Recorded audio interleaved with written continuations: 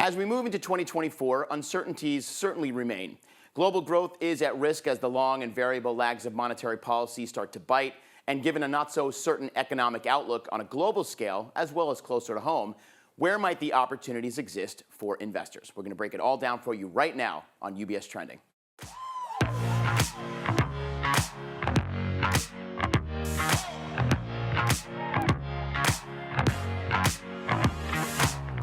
Hi, everyone, and welcome to UBS Trending. I'm Anthony Pastore. Thank you for joining us today. I'm sitting in the studio with Sebastian Page, Chief Investment Officer for T. Rowe Price, and we're going to be talking about all things markets. Sebastian, good to have you here in the studio with me. Hey, thanks for having me. Yeah, always a pleasure. So, I've read, some of the writings that you and the team are publishing, and a lot of views certainly match what we're thinking here at UBS. But I want to get into it with you because you talk about global economy staying resilient in 2023, but there's still uncertainties ahead in this year that we're in. What are maybe some of the uncertainties that are really jumping out at you right now? I think you nailed it in your introduction. The long and variable lags. Yeah. Now I'm going to start with the boring part. We are neutral between stocks and bonds. Not exciting. You have strategic weights, whether it's 60-40, 80-20, whatever it is, depending on your risk tolerance, we would be at the strategic weights. I have bears and I have bulls on my asset allocation committee. I can tell you that the bears are worried about the long and variable lags. Coming into the scary winter is coming, the debt maturity wall is coming. It's been delayed because people have extended their debt when rates were really low. Do you have a mortgage? I have a mortgage and a home equity loan, so I am one of those people. So yeah. What's your mortgage rate? I refinanced a few years ago, so it's very low. It's below 4%, like 3.5%. Right. So, and the average mortgage rate in America, effective mortgage rate is 4%. Right. So the reason why the lags are long on the longest side is that they consider the same of corporations. Debt has been extended, but those maturity walls are coming. And that's what the bears are mainly worried about. When is this tighter monetary policy going to bite?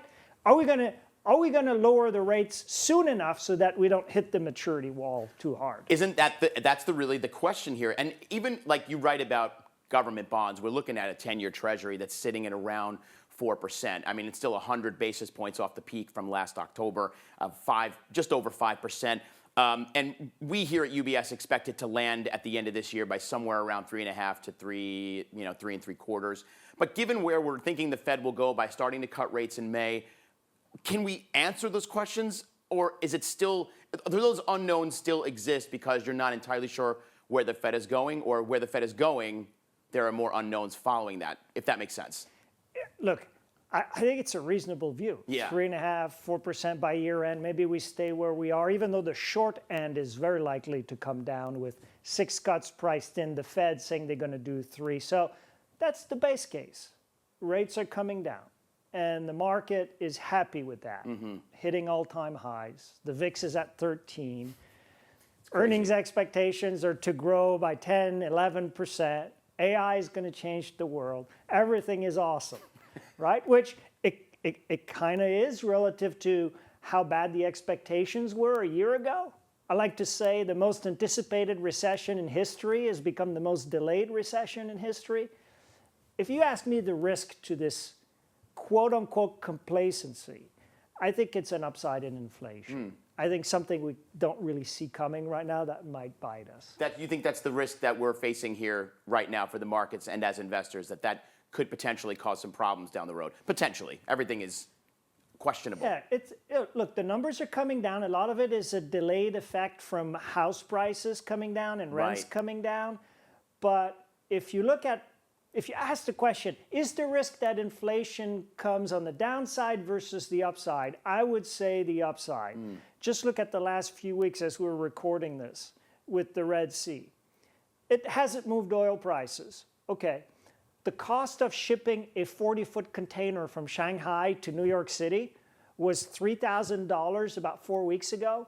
It's now $6,000. So shipping costs are going back up. And by the way, I'm not talking about 9, 10% inflation. I'm talking about something that surprises the market a little bit on the upside. And by the way, in the background, if you look at 1-year break-even inflation, it was 2% like 3 years ago. That's right. 3 weeks ago. That's right. And it's like, inching up to 2.8 today as we're talking. So you have a hot war in the Middle East, and I think oil prices are sort of underpricing the geopolitical risk. Yeah. I mean, obviously, we all remember what it was like to deal with those global supply chain issues during the pandemic and the months leading afterwards. And it seems like with prices, as you just mentioned, doubling to get a shipping container over here to the United States, I mean, it seems like we're going to eventually start seeing those prices creep up again at the stores, which I remember when eggs were $10 for a dozen, they fell back down. Could we be seeing those again in the future? Look, I don't think we're going back to the kind of shock that Russia's invasion of Ukraine in particular, plus 20 trillion, what's 20 trillion amongst friends, 20 trillion of right. global stimulus. I don't think we're going back to that, but the expectations are still for inflation to really smoothly go back to 2, which is helping the Fed say, look, we're going to do cuts and it's all good. Look at house prices. So there's a lag there. Over the last 9 months, the Schiller House Price Index has been up every month. And if you calculate the annualized rate of appreciation in house prices over the last 9 months, despite high mortgage rates, right? And maybe even because high mortgage rates, because people like you and me with low mortgage rates, we don't want to sell our house. That's right. Because we want to keep the mortgage. So it's not turning over, so the supply is constrained. House prices, last 9 months, they're up on an annualized basis of 9%. Now, it takes a while for that to flow into the housing component of inflation. But add that, plus the break-evens coming up, plus the upside risk to oil supply, and the shipping, and add all of the risk, and you kind of step back and say, well, you know, you got a position for that. We have a real asset stock position in our portfolio, say energy stocks, real estate, or precious metals, or metals and mining. That's an overweight position right now. Right, and so that sort of begs my next question for you, is to expand on that a little bit. Where do you really see the opportunities for investors, given where you see potential risks ahead for us in the next 12 months or so? So I mentioned we're neutral between stocks and bonds. I have bulls, I have bears on my committee. I talked about the bears and the long and variable lags and the maturity wall. If you really want to get depressed, look at rates of changes in traditional economic indicators. The reality is we're normalizing from very, very high growth, from 10% nominal GDP growth in 2021. And so we're coming down from very high levels. The bulls are looking at a Fed pivot, the rates coming down, earnings coming back up, and a strong consumer. And when wages are still growing at 4 or 5%, which is also inflation pressure, by the way, and inflation is right now running in the 2s, then the real wages are actually finally accelerating and helping for consumption going forward. So, you know, that's the bull's argument. We see opportunity for market broadening.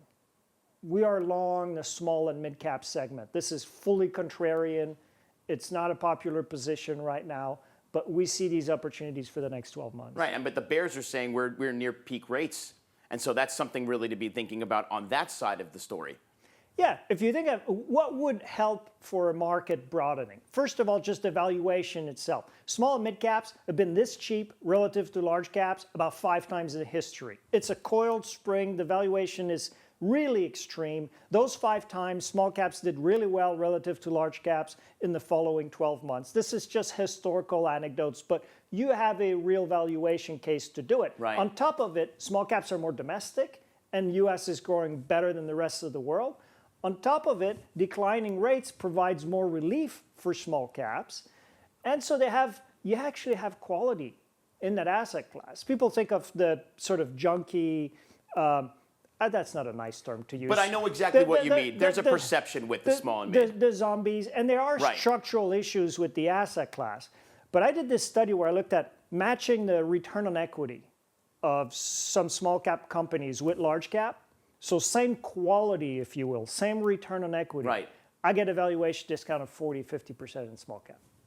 I mean, and you look at the way the Russell 2000, which is a small mid-cap index, has underperformed the S&P 500, thanks to especially those magnificent 7 tech stocks where we, still are seeing growth there.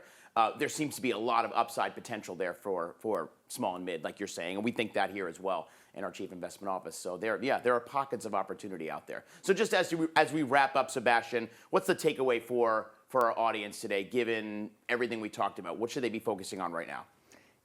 When I go to I don't know if this happens to you. You're in the investment business. You go to the dentist, and the dentist asks you for investment advice, right?